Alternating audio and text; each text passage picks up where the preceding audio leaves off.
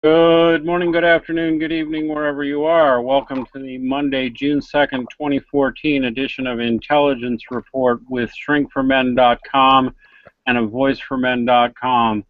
I, as per usual, am your host, returning after a week hiatus. My name is Dean Esme, Operations Manager and Managing Editor at voiceformen.com. With me, as always, the amazing Dr. Tara Palmatier, also known affectionately as Dr. T, or the scary redhead, depending on what mood she's in. Say hello to the nice people, Dr. T. Hello. She's with shrinkformen.com, and also joining us after a hiatus and still having some technical problems, stuck on his cheap-ass laptop with insufficient processing power, so we are going to get to here and talk like this a lot. Paul Elam, how you doing, Paul? I am doing well. All right. Well, it's good to hear. We didn't have as much time to prepare this week as we normally did because, frankly, on late last week, near close of business, I don't remember if this was on Thursday or Friday, I keep forgetting it, we got an email, and the very next day we got parcel post copies of this letter from the Doubletree Hilton in Detroit, which I had to sign for through Mail Express. I'm showing everybody all this because we put a PDF version that's very slightly redacted of it online. We redacted only, addresses and the names of the people who had signed it because we don't want them to get harassed.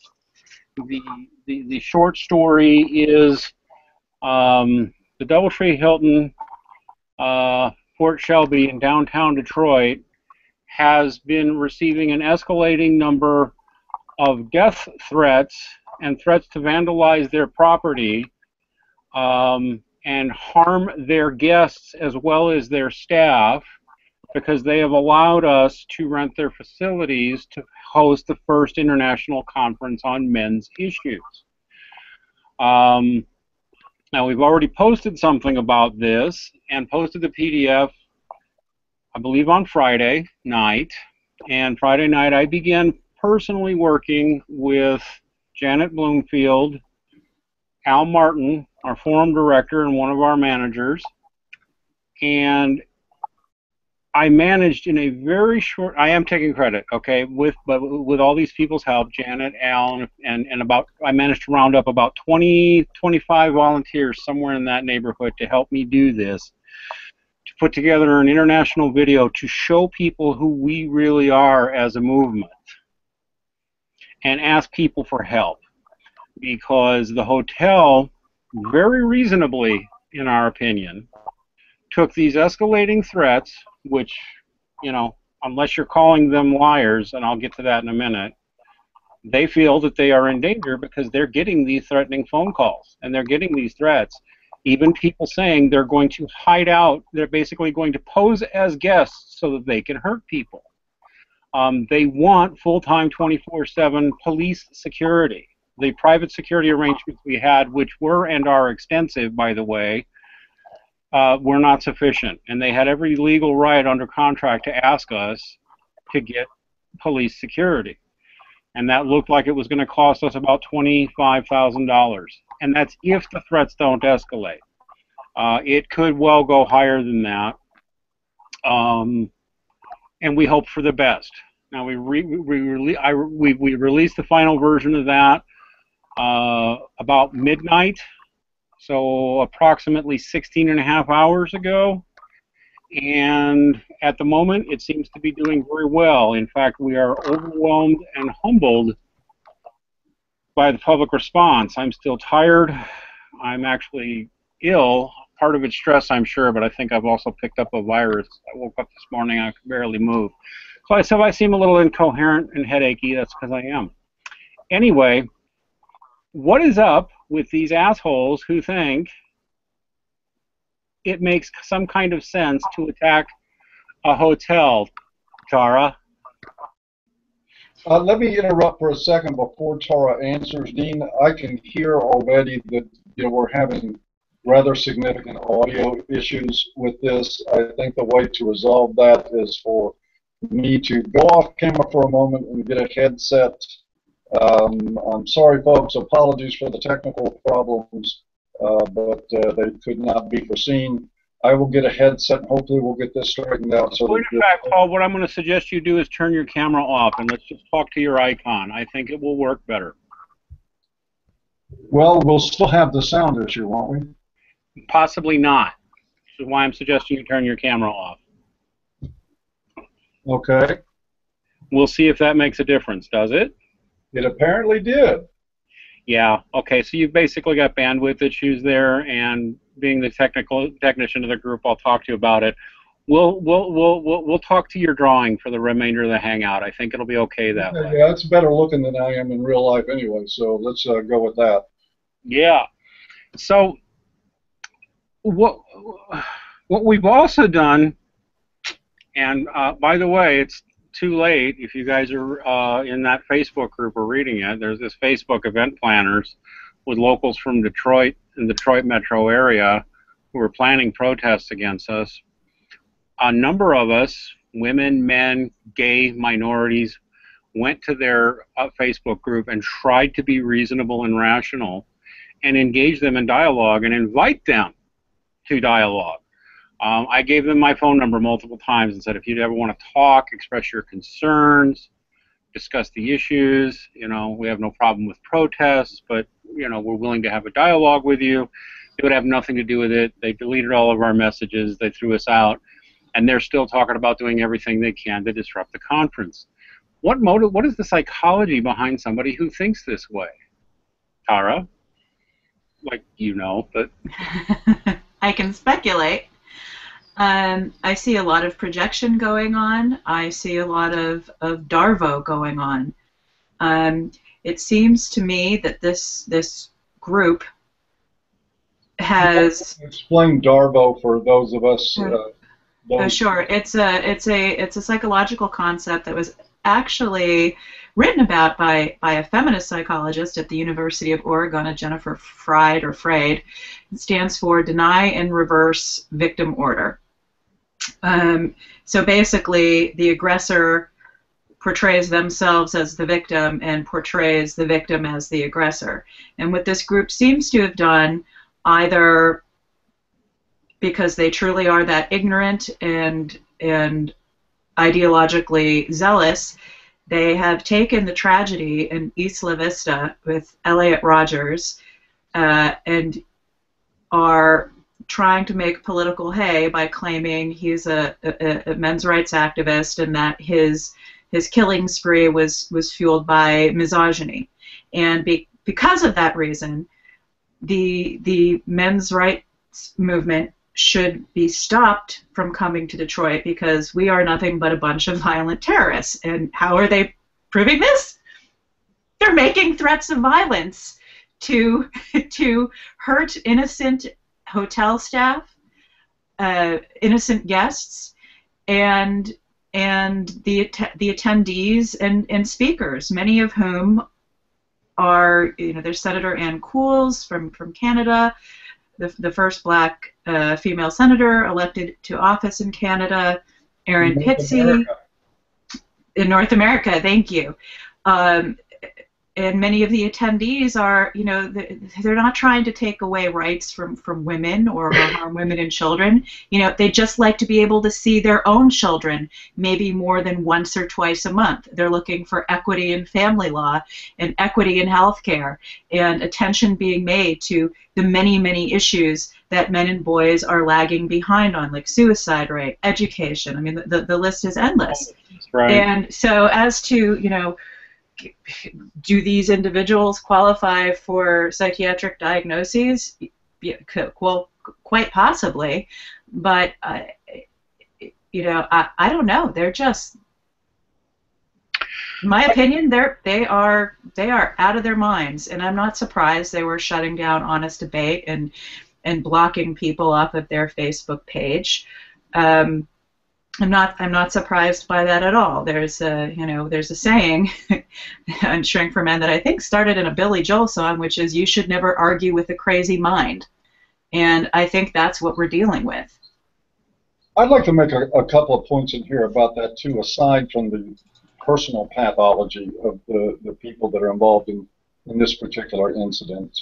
One, not that I'm correcting Dr. T, but I've heard this expressed a lot recently about Janet Bloomfield talked about it, and she's quite correct that the people at the hotel, the employees there that are just, they're day workers struggling to make a living, have nothing to do with this. They're completely innocent. Guess what? So are we. That's right. I am not guilty of anything. I am not a misogynist. I am not a rape apologist. I am not a defender of domestic violence. I am not an oppressor of women. I am not anything that these people have made me and other MHRAs out to be for years. So flat out rapist, one of them called all of us. Yeah. Absolutely. Another point I want to make, and one, I got to take this opportunity. Dean said it was humbling, the response to the fundraiser. It is absolutely out of my capacity to express how humbled I am by the reaction to this. And while the temptation for I think some would be easy, and I can understand the temptation maybe to gloat, because we're finally seeing this evidence right now as this fundraiser goes, that there are many, many people in the community that have had enough of this shit and are not willing to take it anymore. It's not just a small group. It is a lot of people that are helping out with this. But if you go in there right now and you read through the donors in there, I will give you an example. You'll find one, a man who donated $100. He's in there right now. Go look, and apologized for not having more to give, but he needed to save his money because he had not seen his child in 7 years, and he was fighting to get contact with his child back. If that doesn't humble you, I mean, you're in your own class of personality disorder right there. It brought tears to my eyes. This whole thing does at times. But what I think we really need to stress here for a lot of people is that this is nothing new. Feminism has been a movement of violence since its inception, since the arsonist of the suffragette movement. So you go all the way back in the recent 40, 50 years, people like Richard Gels, Murray Strauss, Suzanne Steinmetz, findings on domestic violence and gender symmetry, met with bomb threats, with death threats to their families. Aaron Pitzy's dog shot. She terrorized and stalked until she actually had to leave her country. You look at the Warren Farrell protest in November of 2012, when he spoke about issues facing boys, and they were assaulting police and harassing people, trying to get in and hear an opinion. One young man they spoke with had 2 friends commit suicide, and he was just looking for some closure. And they were calling him a fucking scumbag and a fucking pig as he was walking in the door, to the point that spittle was flying out of their mouths as they screamed at him. They were blocking doors. They have been pulling fire alarms. They have been beating sticks on the ground. They have been beating cans and drowning people out. These are violent fascist thugs. They're nothing more than that. They're punks that need to be swept away by the law. Not by us. We don't do the violence thing. They're doing it. But what I am most grateful for right now is that we are seeing every indication that people have finally started to wake up. That fundraiser has been going great guns. Traffic to the site's been going great guns. I talked to a member of Detroit Press this morning and had quite a lengthy talk with the man who's writing an article. Well, guess what? He's not writing an article about the misogynistic pigs that are putting on a conference in Detroit. He only wanted to know about the people making the death threats and seemed to be struggling for why. that sort of thing could be happening in his city. People are starting to wake up, and I think it's about goddamn time. I know I've had enough of this tyranny and enough of this bullying, and now I'm going to use the word terrorism. When you threaten to kill innocent people, and you make threats like that in order to move your political agenda, it is an act of terrorism. There is nothing, no other way. It's the very definition of the word. I'm sorry, I'm going to get off my soapbox and let other people talk now, but I've had a lot of this pent up in me for a while, and I'm grateful for the opportunity, albeit under poor technical conditions, to get it out. I'm just going to make a point about why I'm showing this letter. Not that it much matters, because I guess this could be any piece of paper that I somehow stole from the DoubleTree or something, but this is the hard copy letter, which I got amazingly. They sent me 2 copies. They sent Paul 2 copies too. I'm going to read it just in case anybody missed it. Regarding the International Conference on Men's Issues scheduled at our hotel, the DoubleTree Suites by Hilton, Detroit downtown Fort Shelby, we have received numerous calls and threats and are concerned for the safety and well-being of our employees, our guests, and your attendees. The threats have escalated to include death threats, physical violence against our staff and other guests, as well as damage to the property. The callers have indicated that they will be stationed within the hotel as guests, which raises our level of concern. We have done nothing to provoke these people. I mean, we have written... Yes, you have. You disagree with them. We disagree with them. And we care about the well-being and welfare of men and boys. We have and that appears to be all it takes to make them frothing at the mouth, barking mad, and violent. We have mocked some feminists up in Toronto and Kingston who protested violently, and we mocked them for that. That's as far as it goes. And all they can do otherwise is go quote mining through, keep bringing up the SPLC, which expressed concern about some of the rhetoric on our site a couple of years ago, but then promptly denied calling us a hate group. By the way, props. I sent a tweet to Arthur Goldwag and the SPLC today and asked him to stand against these threats of violence, and with a link to our video and our fundraiser, and he promptly retweeted it. So possibly, Mr. Goldwag. Well, I'd like to see them on their Hate Watch report. I would too. I would too. Hate Watch should have put in some of the Toronto and Kingston feminists. And the Rad Fem Hub feminists. They've been going after the wrong people, because we sometimes say mean words like cunt and bitch at nasty women and asshole and bastard and prick. We swear sometimes, and that supposedly means we hate. You know. I'm pretty sure feminists have used profanity too. Oh so, God! I don't think we're alone there. And let's clarify something here too, because again, that's been one of the allegations. I know that. Oh God, what's her name? She's not even really relevant anymore. Who's the writer that doesn't like us? At the Boston Globe. Yeah. Forgotten her name. Yeah, Kathy Young. Kathy Young accused us of calling women cunts and whores and bitches. A steady stream of that. That is not even true. To tell you the truth, we have called individual women a cunt here and there. We've called individual women bitches here and there. We've called individual men cowards and bastards and every other name you can imagine, some of them gendered. But we have not called anybody as a class anything, ever. It is not what we do at A Voice for Men. So the lies are so copious that you could we would need some sort of dredging system to get rid of them. The desperation that's here is palpable too. There's at least one of these little yipping dogs who's out there now claiming that PDF on A Voice for Men is a fake. Of course it is. Yeah. I invite you to come to the conference and see the Detroit Police Department present. Oh, and to let you know, and of course they will say that's fake too.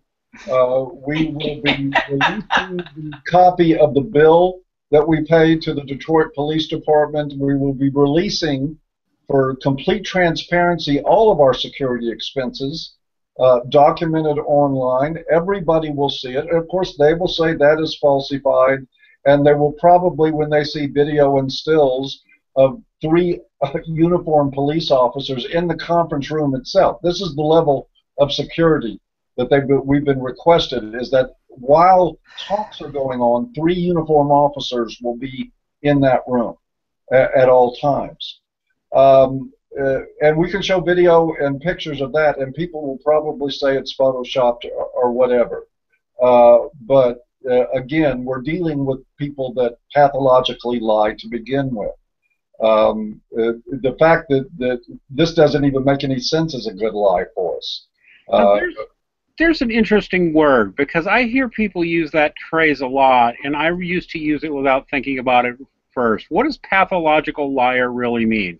Well, pathology means ill. And so if you're calling somebody a pathological liar, what you're actually saying is that they are literally mentally incapable of being truthful. And at least that's my read on what that phrase means. And I actually wonder, do these pathological liars, because that's what a lot of them are. I mean, I'm sure some of them are just misinformed, and they're little masters at the women's studies departments, like at Wayne State University or whatever, are doing their best to keep them insulated from hearing opposing point of view. But some of these people really believe their shit. And that's like, you're lying to yourself, right? I mean, I don't know. You know what I mean? Well, the most convincing lies a liar can tell are the lies they believe themselves. I think a lot of these individuals are hysterics. I think there is a lot of personality disorder pathology at play in many of these individuals. They become even more angry and aggressive when you present them with actual data, facts, evidence. They have claimed on many domestic violence information pages about what is domestic violence, using reason and logic. If a man uses reason and logic with a woman, that is a form of abuse. So a lot of these people, I think, are extreme emotional reasoners, meaning they perceive life through the lens of their emotions, and they don't do a lot of reality testing, and they try to force fit the facts to fit whatever their emotional landscape happens to be. And they become enraged when you try to say, well, actually, no, it's 12 noon, and that's the sun, and it's not the moon. And men wanting to talk about having better fathers' rights and health care and assistance in education, that's not male oppression. That's actually a good thing. And they also seem to have the mentality that any attention that men's issues and boys' issues are given somehow takes away from women and girls. I mean, we saw it with Boko Haram. 200 girls were kidnapped. That's awful. But how many boys were slaughtered? And we get no mention of them. I was speaking with someone yesterday on the DOMWA board, the Domestic Abuse Helpline for Men and Women. He said the Obama administration recently has put out an initiative to help young African American boys, and very quickly some feminists started complaining, what about African American girls? I mean, they begrudge any attention that men's issues and boys' issues get, and they say, no, we'll tell you how we're going to help men and boys. They seem to be desperately trying to control this false narrative that they have been able to maintain for the last 20 years, and the more evidence and reason is used to shine a light on what's actually going on, it just seems the more crazy and angry and volatile they become.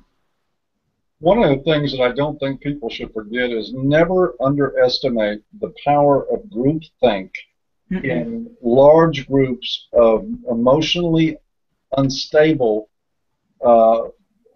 mentally compromised people. what we have here, and I think the way the sort of this whole puppeteering act works is that we have a whole slew of academicians and career feminists who have a lot of skin in this game and a lot of vested interest in the boogeyman being underneath the bed. And this is why we see them telling all their followers that, well, yeah, they talk about, some legitimate issues, but it's really about hating women. It's always this redirection. And I think coming from the top, we have people that know they're lying. I think Mary Koss knows she's a liar. I think she is a calculated, absolute sociopathic liar. But I don't think it's a matter of whether or not she believes it. But she's got a propaganda agenda. And then you have a lot of young, intellectually, emotionally vulnerable young women and men, and let's face it, I mean, somebody at 18 is not a child anymore, but they're not exactly seasoned, and they're impressionable. And you feed them one lot of bad statistics after another, and you tell them 10 million times over that they're victims, that they're boogeyman, and then you give them somebody to point at, like us, and say, there's the bad people. This is old. When it gets down to controlling groups of getting men to fight wars and concepts like identified enemies, you can go through the feminist camp and see this play out 100%, that there is this boogeyman underneath all this. They keep relying on it. Is that the secret fear? Right now, Cafe's under attack. Cafe, who, I'm going to say it, I think that I have a lot of respect for what they've accomplished, but I also think that Cafe is still a young and relatively naive organization that does not recognize that they're not going to be able to play the nice guy with these ideologues and end up getting accepted, because right now they're just getting thoroughly trashed and torn apart and labeled as a hate group, despite the fact that there's never even been a hint of provocative rhetoric from them, not even a whisper of it. It's not going to change. I've sort of digressed, but the point is that we have a lot of young people that are very impressionable, and they are being led into a lifetime mentality of hatred by people that are profiting from it. And those are the people that don't want us to talk. And guess what? They're not going to get their way. I think that with a lot of these young people, too, particularly the young men, like I had an interaction with one of them over on Metro Times, which is a Detroit indie outlet, the Metro Times. And I was interacting with one or two of these, and this one girl responded to me, and she said, she's going on about misogyny, and she's talking about how young girls are committing suicide and being bullied, and it's all men's fault.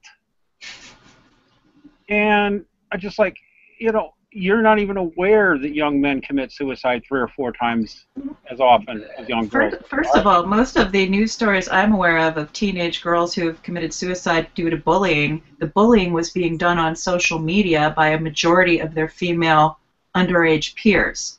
And in fact, there's plenty of research that shows whole books have been written about relational aggression amongst young girls. So I think a lot of this is projection, and I think with a lot of it in the young men in particular have been taught to. I know someone's going to scream, "You sound like a feminist." Well, no one ever said, feminism was always wrong about everything all the time. That's not humanly possible. This is, I think, symptomatic in some of them of internalized misandry. They've been raised to hate their own sex. They just have been. And they auto-accept. To me. Huh? That doesn't sound like a feminist to me. Well, they like to talk about internalized misogyny being the explanation for why people aren't feminists. Well, there's always, there's people out there, unfortunately, even in our own movement, that will say, well, you're talking English. I've heard feminists talk English. You're sounding like a feminist. Exactly. We get that stuff from time to time, so. And that's all I meant. But I mean, if you've been raised your whole life to believe that men are the basic root, all the violence in the world is caused by men. Women's suffering. Women have been oppressed by men for thousands of years. Violence in the home is your father's fault because he's a man. That's even if they have fathers in the home. Right, and then if they don't have fathers in the home, it's because he was a bum and mom had nothing to do with the fact that he's no longer there.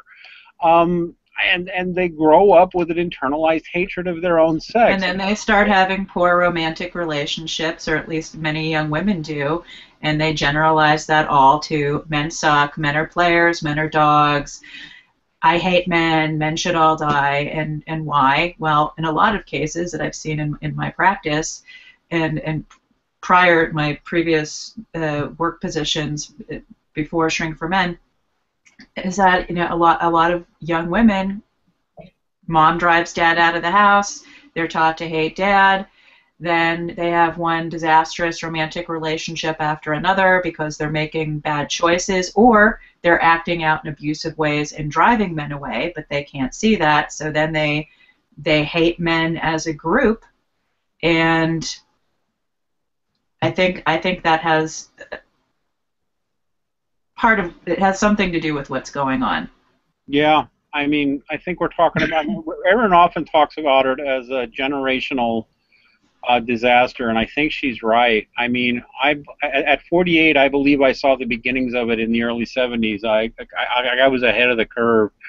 There's so many young people now who are lost and have been misinformed their entire lives about all sorts of things.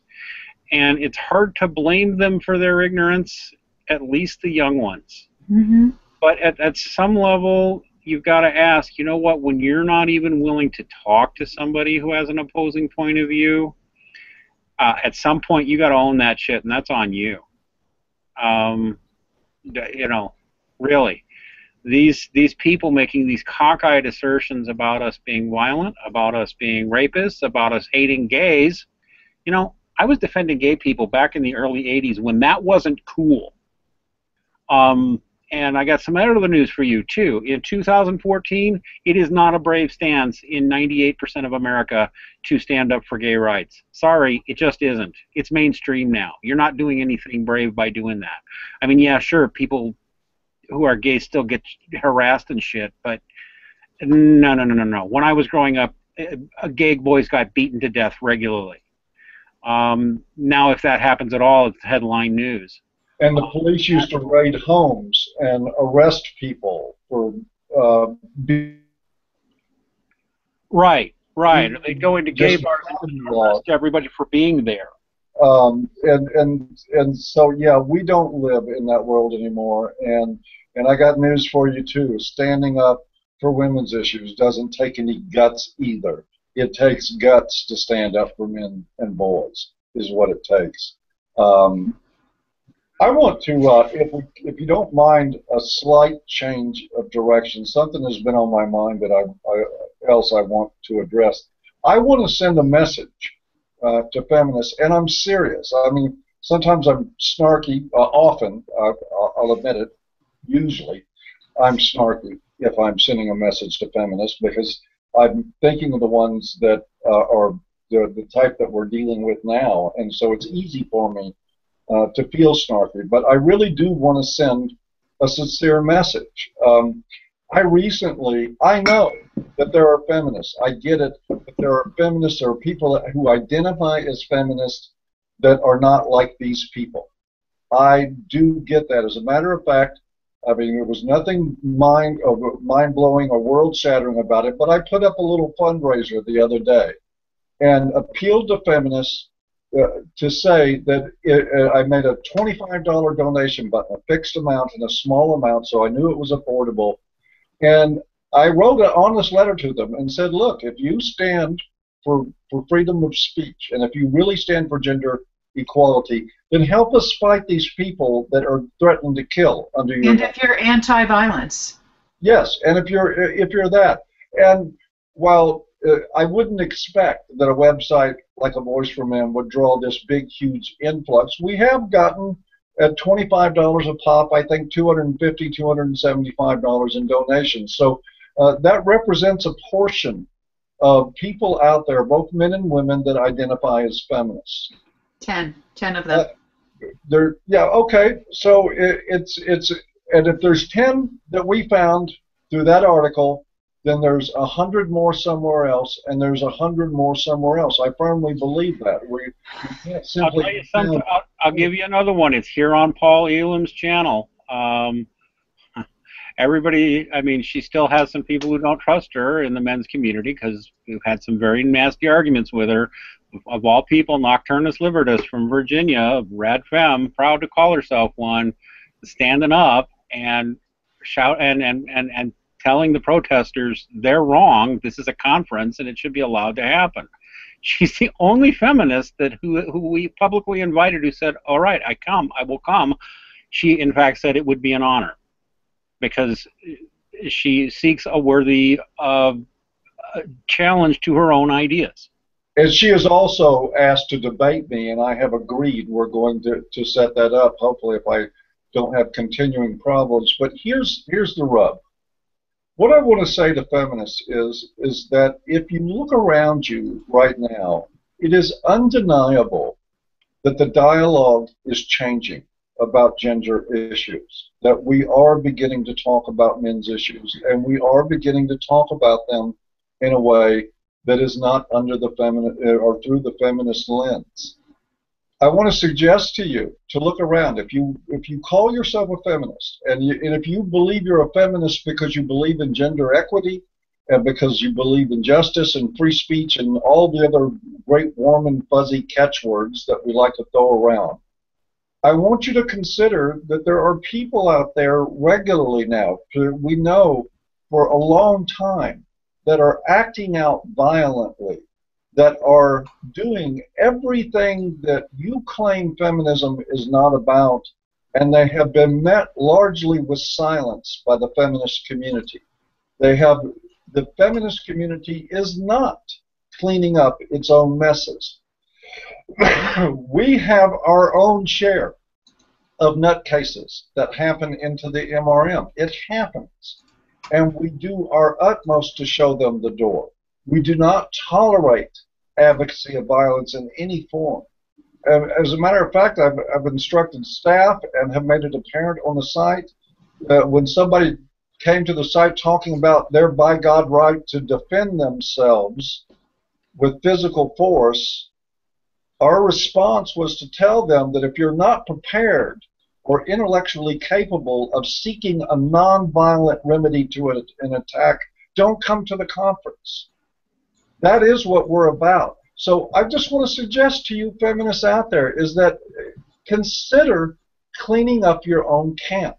Consider these hateful people out there that are threatening to kill innocents because they need a boogeyman to believe. If they are representing you, fine. You're one of them, and you're part of the reason we have a movement and all that. But if you're not that, feminists need to start speaking up to it.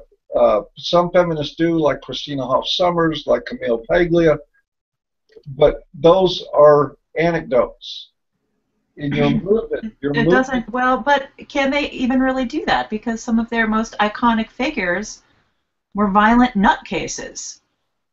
Well, I leave them to define themselves in any way they want to, but if they are satisfied with just saying, I'm not one of the feminists that threatens to kill people and leaving it at that, then they're part of the problem.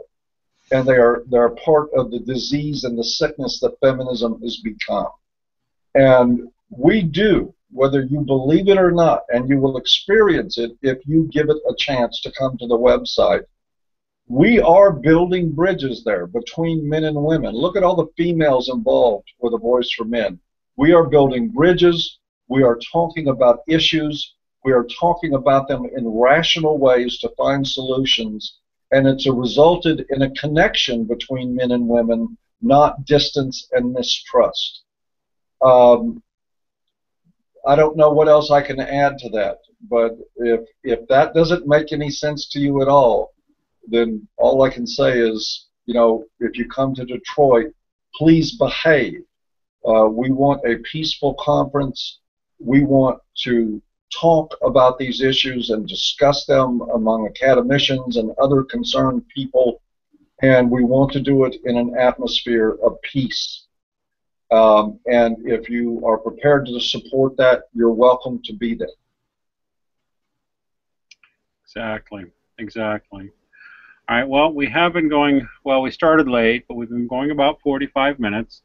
I want to remind people that we do have a fundraiser going right now on fundanything.com, fundanything.com, fundanything.com. We're just calling it the Campaign for Free Speech. Simple as that, because all we want to do... Smart enough to put a link in the low bar to the fundraiser? I might be talking to doing that after we're done. Okay, if I'm more respectful, we might get that done. And we could use your help. This is separate from any other fundraiser we've done. We still have our quarterly fundraiser coming up, but, well, we'll hit that when we get there. In a way, this is a good thing, especially if the protesters realize that they look foolish and calm down. City of Detroit is hurt. It's broke. It really needs money.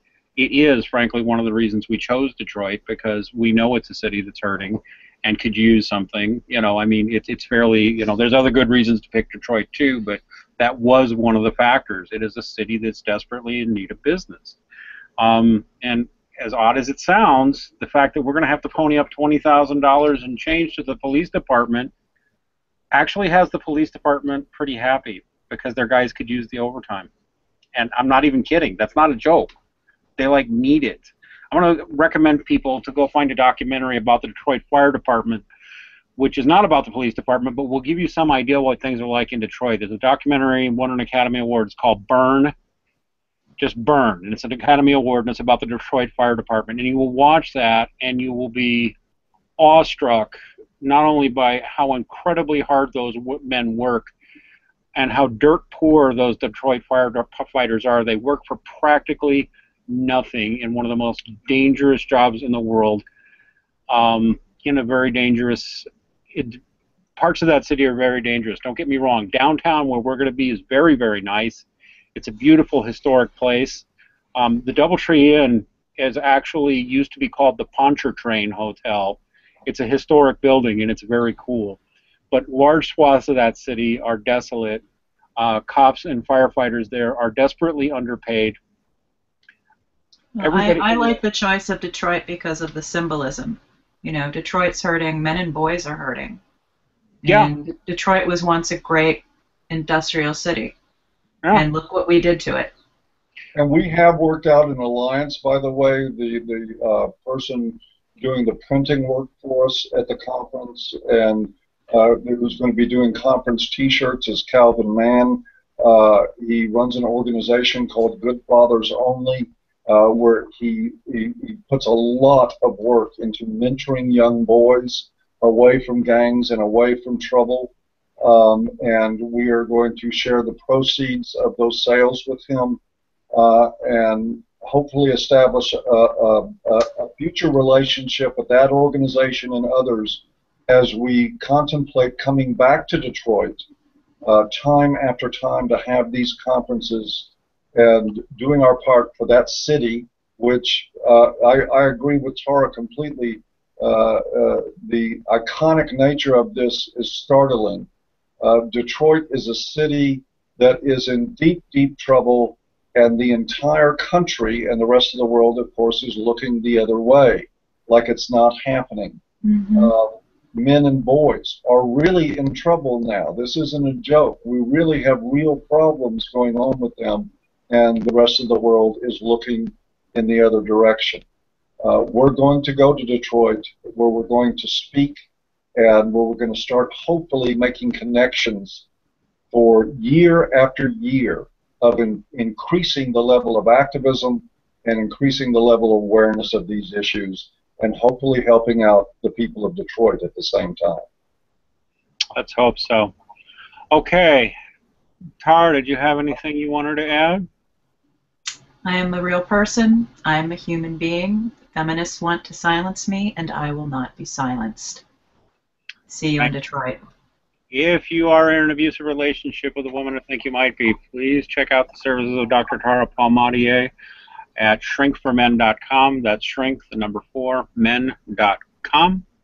If you are interested in the Detroit conference or any of the other issues that affect men and boys, yes, we are an activist organization, so we can get rowdy, but I think you'll find there's a lot of learning and a lot of good reading on the front page of avoiceformen.com. Paul, anything else you want to add? Heads up, folks. The conference is on pace to sell out. If you want to come, get your ticket now. They are $259 now. I heard somebody say somewhere that was expensive. I don't think they've ever been to a conference anywhere before if they think that's expensive. But it's all for a good cause. The tickets will, though, in the last 10 days or so before the conference, they will go up in price again because there'll be a premium on the seats and because we need to pay for $20,000 in police protection and to bring you all these erudite academicians and activists from across the world to start discussing these issues. So if you want to come, get your ticket now. You know, I would love to see a civil suit against the organizers of this protest to recoup the money that you're spending on security. I think we might want to think about that one. I will say no comment except to say that we are speaking with our lawyers. Good. I also wanted, I forgot, I want to put a plug in for torontodv.com. Please go to torontodv.com as sort of a precursor to this event. Aaron Pitsey, Senator Cools, Attila Windsor, and a number of others. We're going to be live casting a 2-day conference on domestic violence with Professor Martin Fiebert and a bunch of other luminaries in Toronto. We'll be live casting that on the Voice for Men station. torontodv.com. Go check that out.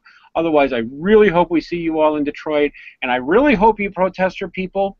I hope you come. I hope that you say, you know, you don't like us, say why you don't like us, and just stay peaceful. And we support your right to speak. Just please let us have ours. Thanks, everybody. We'll see you next week.